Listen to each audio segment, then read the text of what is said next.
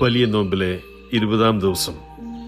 ഇന്നത്തെ സുവിശേഷ ഭാഗം വിശുദ്ധ മത്തായി ശ്ലീഹ എഴുതിയ സുവിശേഷം 6-ാം അധ്യായം 5 മുതൽ 8 വരെയുള്ള തിരുവചനം. എങ്ങനെ പ്രാർത്ഥിക്കണമെന്നും അതേപോലെ തന്നെ എങ്ങനെ പ്രാർത്ഥിക്കരുത് എന്നും ഈശോ ഇവിടെ നമ്മെ പഠിപ്പിക്കുന്നു. മറ്റുള്ളവർ കാണുന്നതിനു വേണ്ടി പൊതുസ്ഥലങ്ങളിൽ നിന്ന് പ്രാർത്ഥിക്കാൻ ഇഷ്ടപ്പെടുന്ന കപടഭക്തരെ പോലെ പ്രാർത്ഥിക്കരുത് എന്ന് അവൻ മുന്നറിയിപ്പ് നൽകുന്നു. അവരെ സംബന്ധിച്ചിടത്തോളം പ്രാർത്ഥന ഒരു പ്രകടനമായി മാറിയിരുന്നു. അതുകൊണ്ടാണ് ഈശോ ഇപ്രകാരം നമ്മെ ഓർമ്മിപ്പിക്കുന്നത്. ഈശോ പിന്നെ നമ്മെ കുറെ കൂടി ആഴമായ ഒരനുഭവത്തിലേക്ക് ക്ഷണിക്കുകയാണ്. നീ പ്രാർത്ഥിക്കുമ്പോൾ നിന്റെ മുറിയിൽ കടന്ന് കതകടച്ച് രഹസ്യമായി നിന്റെ പിതാവിനോട് പ്രാർത്ഥിക്കുക. ക്രിസ്തീയ ജീവിതം ആത്മീയ പ്രകടനമല്ല, ദൈവത്തോടുള്ള ആഴമായ ഒരു ആന്തരിക ബന്ധമാണ്.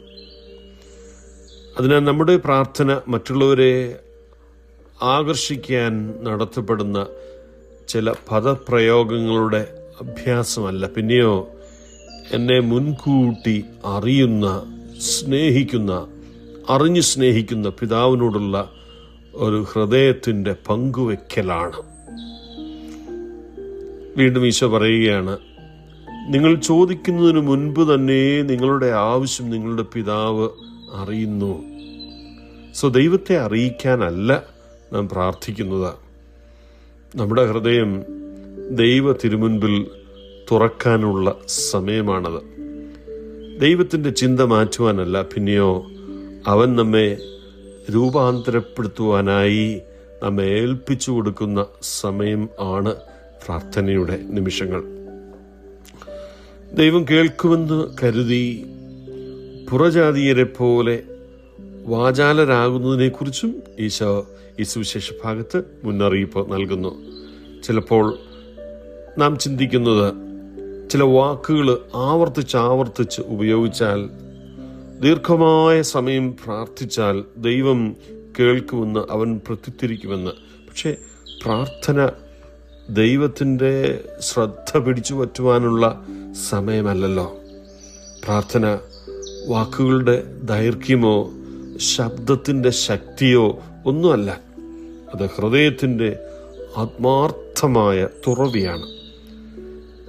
നിശബ്ദതയിൽ പോലും സത്യസന്ധമായ ഒരു ഹൃദയത്തിൻ്റെ മിടിപ്പ് ദൈവം കേൾക്കുന്നുണ്ട്.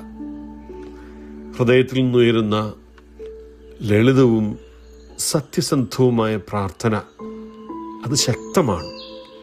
വിശ്വാസത്തിൻ്റെ ഒരു നിശബ്ദ നിമിഷം പോലും ദൈവത്തിൻ്റെ ദൃഷ്ടിയിൽ വളരെ വിലപ്പെട്ടതാണ്. സങ്കീർത്തനങ്ങൾ 145-ാം അധ്യായം 18-ാം തിരുവചനം, തന്നെ വിളിച്ചപേക്ഷിക്കുന്നവർക്ക്, ഹൃദയ പരമാർത്ഥതയോടെ വിളിച്ചപേക്ഷിക്കുന്നവർക്ക് കർത്താവ് സമീപസ്ഥനാണ്. Again, God's closeness in authentic prayer is revealed here. ആത്മാർത്ഥമായി വിളിച്ചപേക്ഷിക്കുമ്പോൾ ദൈവം സമീപസ്ഥനാണ്. Today the Lord invites us to rediscover the beauty of a hidden prayer. Let's find that inner room. ഒരുപക്ഷെ അതൊരു ചെറിയ പ്രാർത്ഥന മുറി ആയിരിക്കാം, അല്ലെങ്കിൽ ദിവസത്തിലെ ശാന്തമായ ഒരു നിമിഷം, ഹൃദയം ദൈവത്തോട് തുറക്കാനുള്ള ഒരു നല്ല സമയം.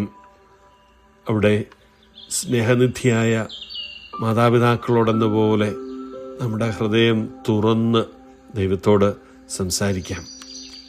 ഓർക്കുക, നമ്മൾ അവനെ തേടുന്നതിന് മുൻപേ അവൻ നമ്മെ പൂർണ്ണമായി അറിയുകയും സ്നേഹിക്കുകയും ചെയ്യുന്നു. ദൈവം നമ്മെ അനുഗ്രഹിക്കട്ടെ.